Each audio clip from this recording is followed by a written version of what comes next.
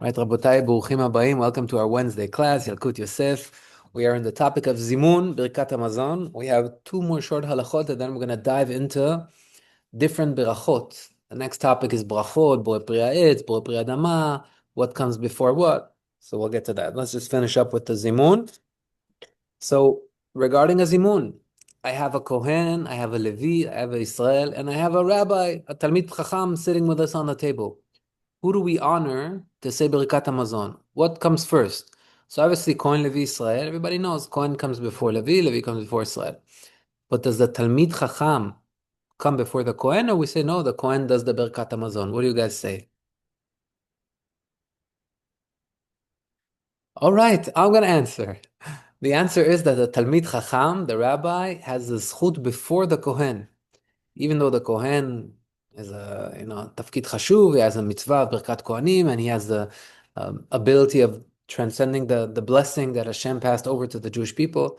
However, the Talmid Chacham comes first. Says the Yalkut Yosef, though, the Talmid Chacham is allowed to be mochel al kevodo.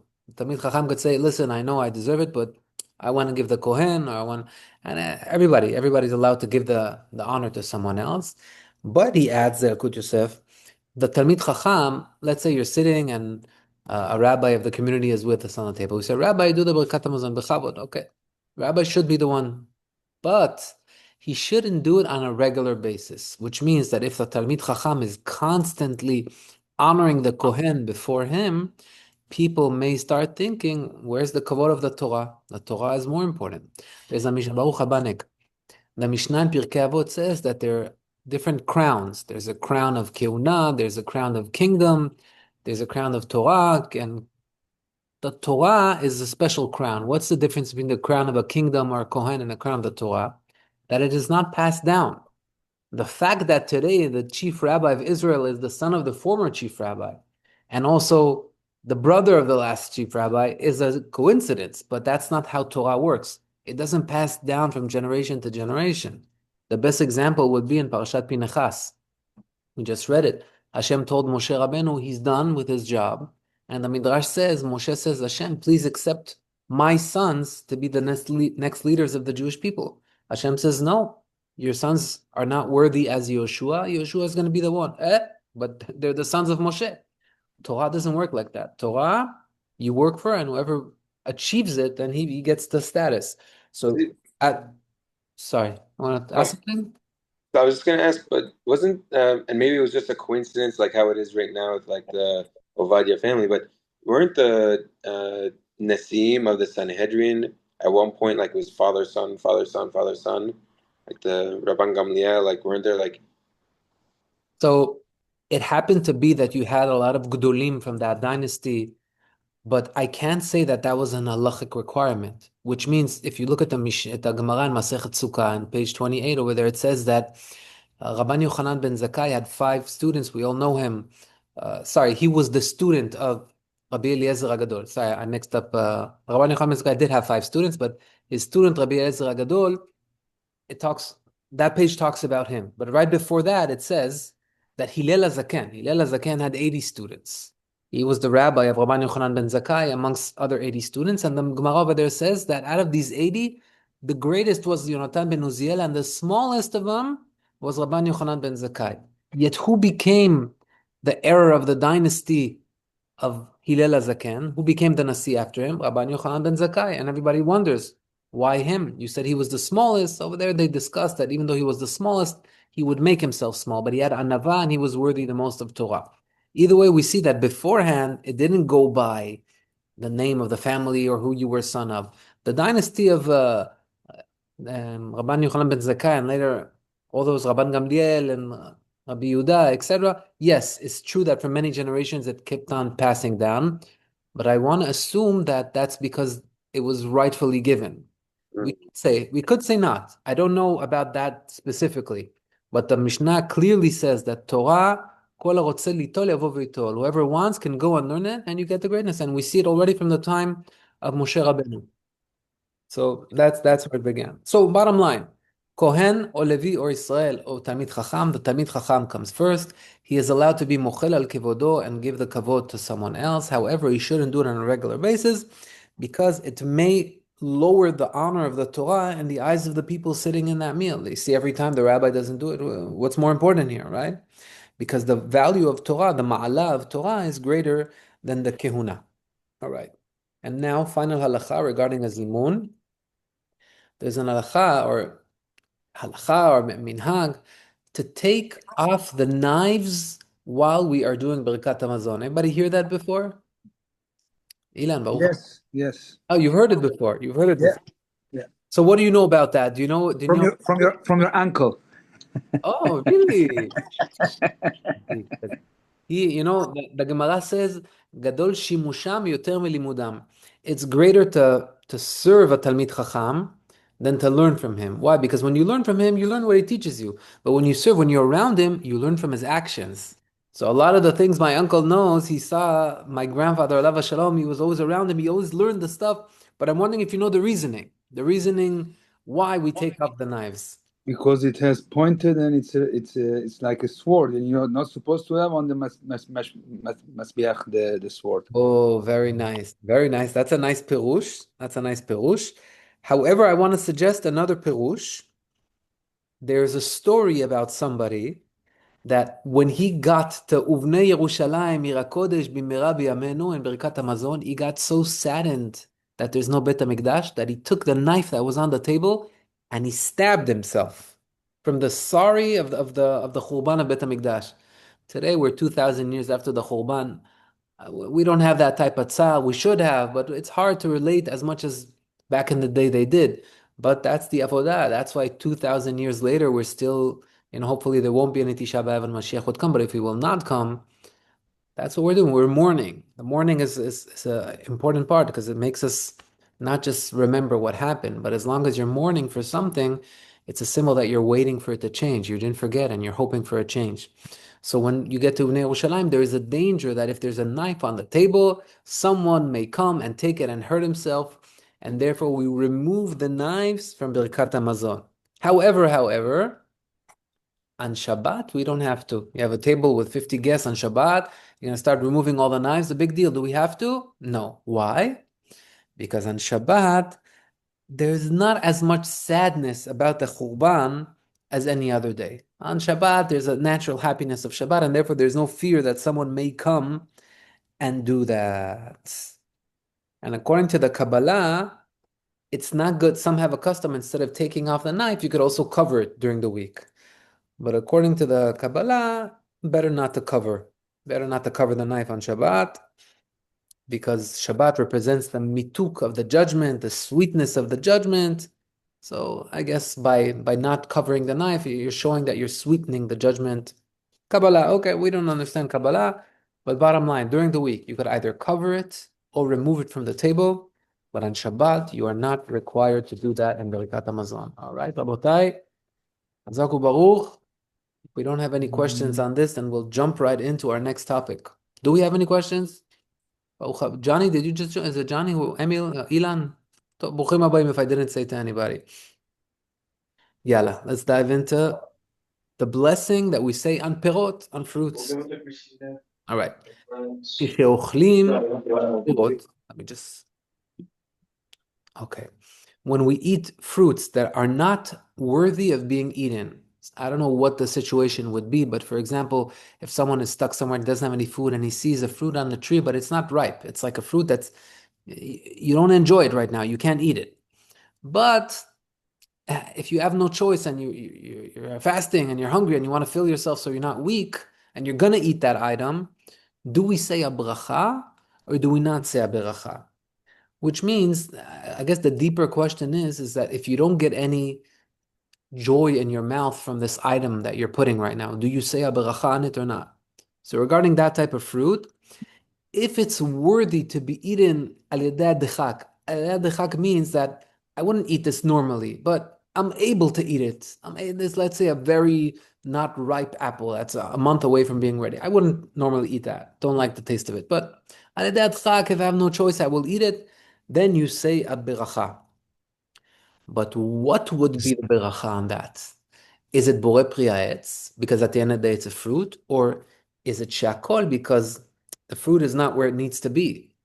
And that we'll learn that sometimes this question, is it shakol or not, is very relevant to a lot of different fruits, even though it seems like a fruit or the nuts that we eat. We'll see Be'ezrat Hashem. Halacha le'maaseh, the Shulchan Aruch says that you should say Borei Peri Ha'etz, even though some hold that you should say She'akol Niya Bidvaro. If it's Ra'ui Lehe'achel B'shat Adchak, if you can eat it, even though you don't like it so much, but you can eat it in a tough situation, then you should say on it Borei Peri Ha'etz. Did somebody want to ask something? Hey, Ziv, was there a pretext to that? I thought maybe you said fast day or something? Or this is you're eating on a I normal was day? drawing a scenario to when someone would eat a fruit that's not fully ripe. Maybe he's like in the desert, stuck without food. I don't know what's the situation. Or I don't know, maybe some people like eating like non-ripe fruits. I was just thinking of a situation where a person is so desperate, so if he has to, he'll eat it because he's very, very hungry. That's the idea here, that generally we don't eat these type of fruits, and that's why the question begins. If it's a fruit that you normally eat, then of course it's a etz. But when you're in a desperate situation, if you will be willing to eat it, then you should say ha'etz on it. So basically, you always have to say bracha when you eat something. Yes, That's what it is. unless there's one case where you don't say bracha. If you're about to swallow a pill, let's say someone has a headache, or they take medicine every morning, and they drink the medicine with water, but they're not drinking the water to obey their thirst. They're not thirsty at all. In that case, the water is just to take in the medicine, no beracha. But that's an extreme case. There are other cases that they talk about if someone eats raw flour, and yes, certain things that there's a discussion around them. But the classic case when you do not say beracha is taking medicine with water. If you take the same medicine with Coke, I just want to drink it. Yeah, but even if you don't have kavanah to enjoy the Coke has flavor. So you're enjoying the flavor, you have to say beracha, even if you're not thirsty. But anytime you drink and water or seltzer is also, if it doesn't have any flavor, soda we call it in Hebrew, not the ones that have the lemon flavor.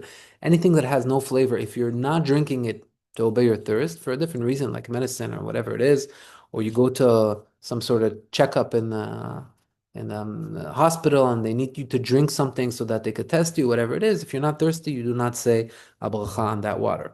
But other than that, anything that gives you joy, either in your mouth or in your stomach, it doesn't have to be a joy from the mouth. It could also be a joy from the stomach, meaning it fills you up. Then you should say bracha on it. So now we get to the interesting topic of garinim, nuts. People eat watermelon seeds. I'm talking about seeds. It's translated to seeds in English. Watermelon seeds, pumpkin seeds. What's the beracha on them? So what do you think? Well, where's the question? Anybody understand what I mean? Where's the question? You're about to say bracha on a nut from a watermelon right now. On a seed, I mean. Shouldn't it be Adama? It should be Adama, no? It's from Okay. the ground. Chazak u'baruch. Well, you can't, I'm assuming you can't say two brachas on the same piece of food you're having. No, but let's say you're not eating the watermelon. You actually are eating watermelon seeds. You buy them in Everfresh in a box. Oh, okay. Okay. It depends if it's in ground, Adama or Etz, no? Where the seed is from. Okay, so if we're going according to that train of thought, then like Giacomo said, it has to be Borei Pri Adama. But the question is, this is the chidush. This is I tried to bring out of the Yalkut Yosef not all the halachot that are in there, but the ones that have a foundation that I want us to understand.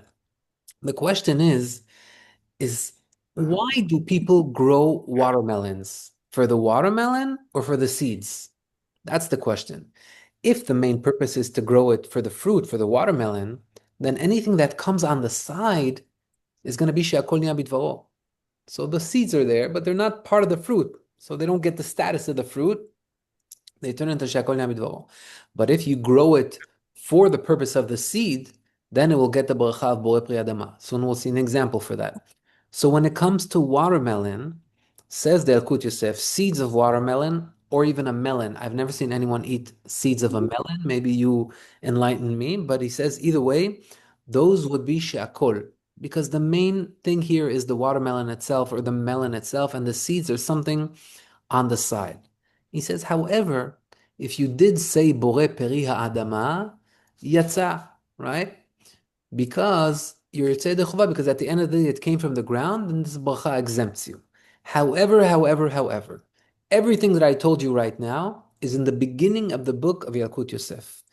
But in later editions, they put at the end of the book tikkunim, fix-ups. Even great rabbis, they have halakha that changes in time. What did he say?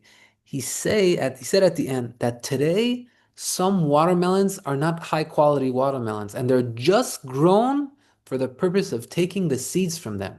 And then they sell them in the supermarkets. And those are the ones that you see in the supermarkets. And therefore, he would say that you should say adama on them. So halacha le'maaseh, the seeds that you see sold today, if they are sold in a supermarket or whatever it is, you can understand from that that they are grown to be sold in that way, and therefore the bracha would be adama. I'm telling you all this ping pong so that you're aware of the train of thought of the chachamim, because the foundation is there. Is it grown for what purpose? That's the question you always need to ask yourself. Halacha le'maaseh, either bracha that you say, you're yotzei dechovah, but conclusion is lekatchila, you should say borei pri adama. Ziv, in this case, when they grow not such a good watermelon only for the seeds, which bracha you say on the watermelon? Or sodama, or it goes down a level? Ooh, what a question you just brought. I didn't see anyone touching that. That's an interesting question. But I assume that a watermelon, it would be very hard to say that you don't say "Borei pri adama" on a watermelon.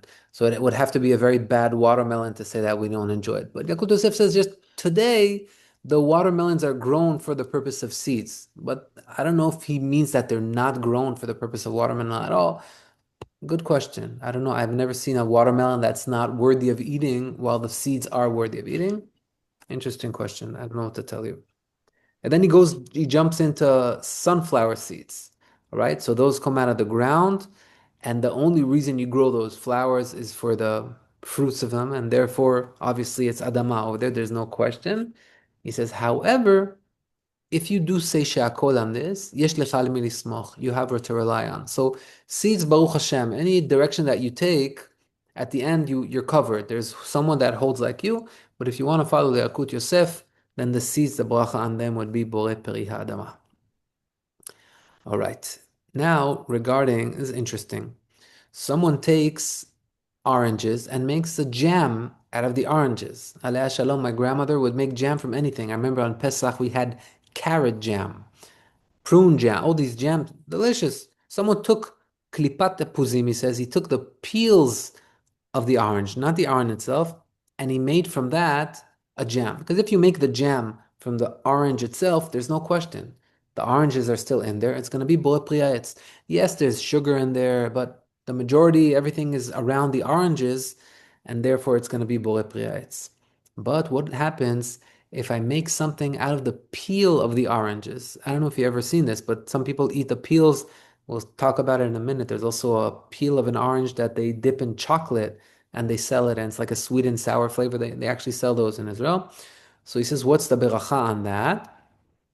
So if you make a jam from the peel, since it's not the real fruit, as we said before, the same principle.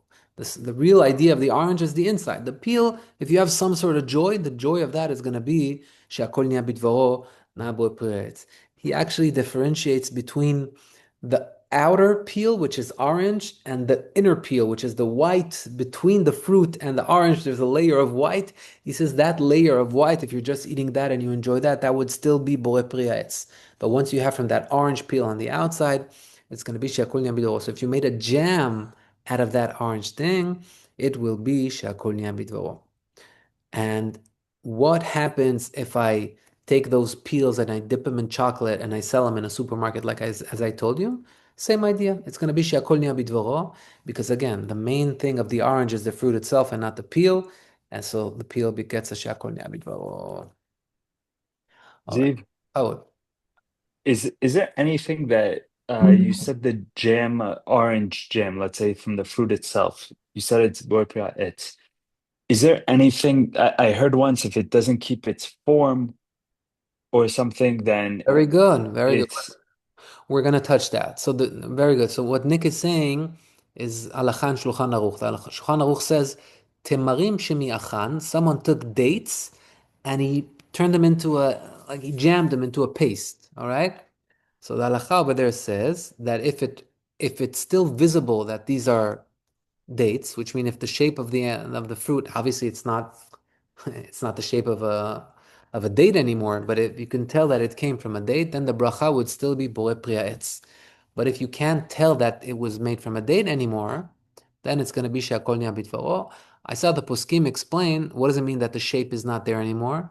I don't want to jump the gun. We're actually, this is the next thing we're going to talk about, but generally, once it turns into a liquid, not like a paste or a thick liquid. I'm talking about a very thin liquid that you cannot tell anymore. Then it changes from ma'etz to she'akol niya bidvaro. But if it's like a paste or something that you could still tell that it's there's fruit in there, then it still gets borei pri ha'etz.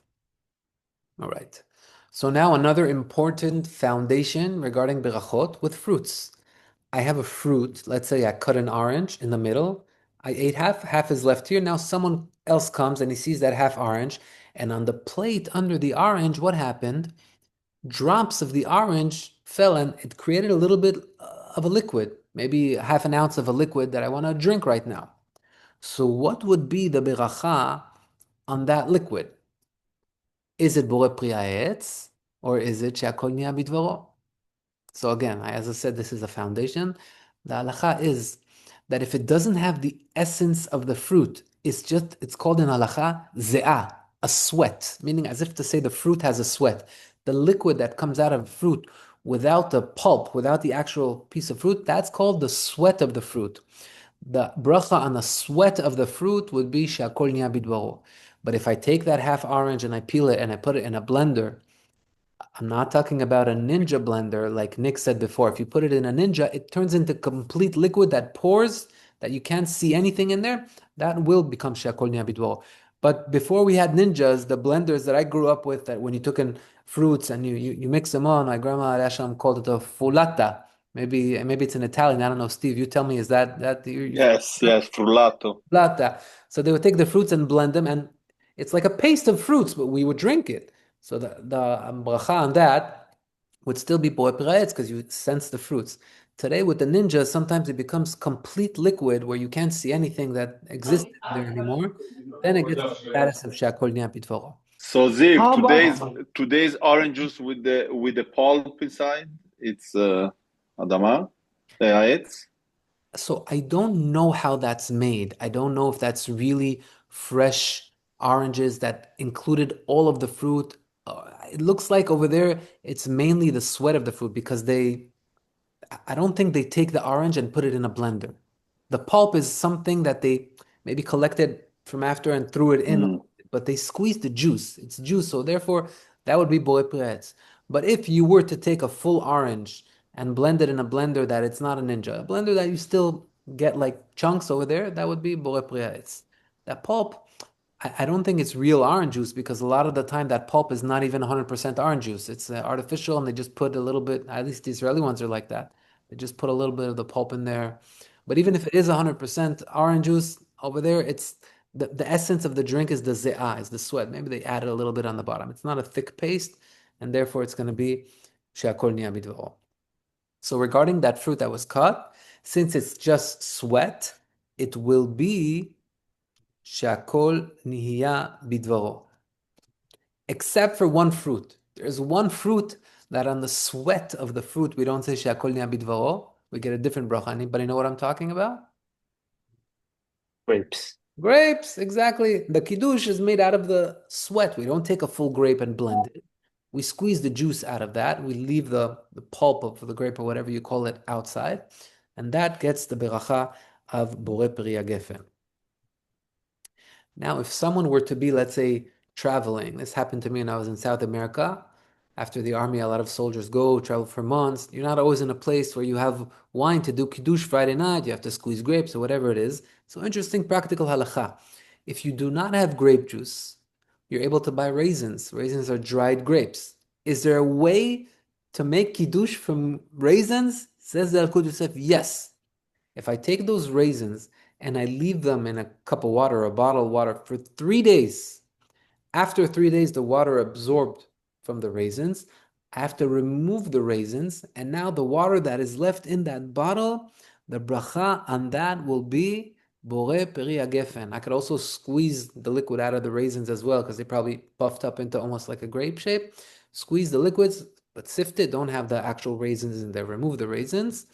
And the bracha on that will be Borei Pri Gefen. You could do Kiddush, even if you're stuck in the middle of nowhere and you found raisins. That's a good solution. All right. Zid, didn't you once tell us a story that Rav Ovadia Yosef was at a wedding? He said Shakol Biraro because it was mostly not grape juice. Amazing. Okay, so we're going to get to this as well. This is coming. But let's teach another foundation since Nick is mentioning it right now. There's a big machloket between the Ashkenazim and the Sephardim on how much of the wine has to be made from grapes as opposed to added water or added sugar. And so what is the minimum for us to say Borei Pri Gefen? According to the Sephardim, we need 50% grape juice. 50% grape juice, then you add water, add sugar, add whatever you want. Borei Pri Gefen. But you know what the number is according to the Ashkenazim? 16%, 1/6. So they could take 1/6 grape juice, add whatever they want, and they could do kiddush on that. So Rav Ovadia was once in a wedding. They gave him the kavod to say the bracha. He looked at the ingredients of the wine bottle that they brought. He said, I don't know, 20%, 30% grapes. He wanted to teach them the halacha so they understand that for us as Fardim, we can't say Borei Pri Gefen on this. So he got up and says, Savri Maranan, Baruch she'akol niya bidvaro. Oh, what happened? Why is the rabbi saying she'akol on our wine? He wanted to spread the halacha so everybody knows. So now it's a known thing. Back in the day, when they would put a kashrut on a bottle of wine, they would just say, Birkato Borei Pri Gefen. The bracha is Borei Pri Gefen. Since Rav Ovadia started making his movement to differentiate between the halacha, Ashkenazim, and Sfaradim, now they force the kashruyot to write also Borei Pri Gefen for Sfaradim, so that no Sfaradi will say a bracha that is not right for him. So that's what Nick is mentioning here. What's the consistent? How much wine needs to be actually made from grapes, and what are the other ingredients? Okay, we have a couple more minutes. Now let's continue to our next topic on sugar canes. Any of you ever had a sugar cane before? When I used to live in a town in Israel, my neighbor had sugar canes. One time we tasted that. It's very cool. It's like a piece of wood that you chew on it and you feel sugar in your mouth. It's very cool. Is that like what they put in the tea? Like is it like the hard candy that like it's on a stick that they stir in tea? Or no? I don't know what you're talking about. Are you talking about Nabat? Oh, maybe. Nabat, the transparent, like looks like a diamond thing, that one? Maybe it's that, but like they make it on a stick. Yeah, that's Chinese sugar that they just make it pretty on a stick, but that's not how it grows in nature. No, that's artificial. Okay. That's artificial. No, it looks like a bamboo stick. These canes, it looks like a bamboo that the panda bears eat, but it has like a sugary flavor, and they make sugar from that.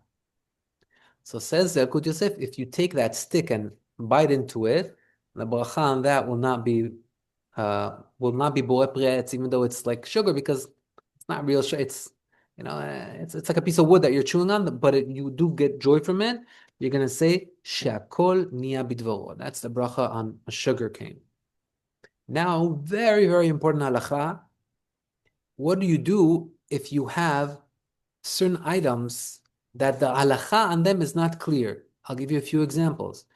Pineapple, banana, sugarcane. Halacha lemaseh, they tell us what to say. On sugar canes, we say shakol. On banana and pineapple, we say adama. But you should know that there's a machloket. It's not so clear. Some say a banana is a etz because of the way it is grown. Some say a pineapple is a etz because of the way that it's grown. Halacha lemaseh, we don't follow that. But since there is a safek, then we have to be wise when we make our berachot. What do I mean? If I have before me a sugar cane and I also have an apple, and now I take an apple and I say Borei Pri Etz. Now I'm about to take the sugar cane and say Shakol on that. But wait, maybe it is a etz, and maybe when I said a etz on the apple, I already exempt the sugar cane, so I don't need to say bracha. So the halacha says, be smart. Either first say the bracha on the sugar cane, Shakol niya bidvaro, so that now you could comfortably say ha'etz on the apple, or when you're having the apple, have in mind to exempt the sugar cane. I don't have kavanah on the sugar cane, and then you could say shakol on it. So sugar cane is not such a classic example, but bananas, very classic. I have a banana and an apple before me. If I take the fruit, the apple, and I say borei pri ha'etz, according to certain opinions, I cannot say adama on the banana now, because I may have exempted from a beracha. And therefore, the smartest thing would be to start with the adama, so that I do not exempt the apple. Or alternatively, start with the apple, but have in mind that I'm not motzi yedei chova the banana. Right? So this was a important foundation. When you have two things and one is a safek, one is not, what do? We either start with the item that has the safek on it and say the shakol, for example, like on the sugarcane, or say the adama on the banana or on the pineapple, and then eat the apple and say etz, because the adama definitely did not motzi yedei chova the etz. Or alternatively, if I want to start with the apple and I'm scared that the etz is going to exempt the others, have in mind that I'm purposely not exempting the other ones, and then I could say adama or shakol accordingly in those. All right, Rabotai. Yizku mitzvot. Hazak Thank you, v'barach. Steve. Thank you. Zach Baruch, thank you. Thank you. Bye-bye. Jazakallah. Thank you. Hazak Baruch. Thank you very much.